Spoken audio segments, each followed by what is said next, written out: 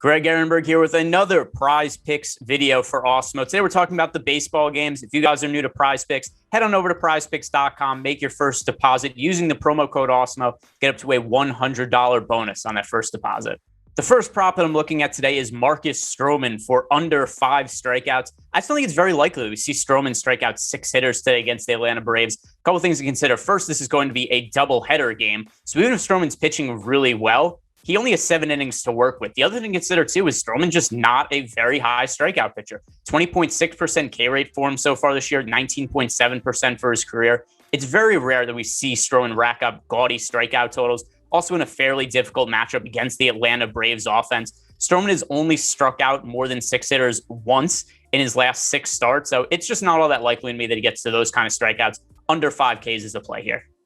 The next prop I'm looking at is Spencer Howard for under 3.5 strikeouts. Now, that's a really low total, and Spencer Howard's actually pitched fairly well from a strikeout perspective this year, 25.9% K rate. What I'm really looking at here is just how deep I think he could potentially work into the game, because his last 2 outings in the big leagues have only been 39 and 42 pitches. And realistically, if he's only going to be working 3-ish innings, maybe even less than that, it's hard for me to expect Spencer Howard to rack up many strikeouts. So this doesn't have anything to do even with the quality of Spencer Howard as a pitcher. I just don't think he's going to work very deep into the game. Final player I'm looking at on Prize Picks today is going to be another pitcher, and that is Joe Ross for over 5 strikeouts. Joe Ross has been okay this year. Not great, but not bad either. 4.02 ERA, 4.32 expected ERA. What is nice about Joe Ross for this prop individually, does have a career high 24.7% K rate.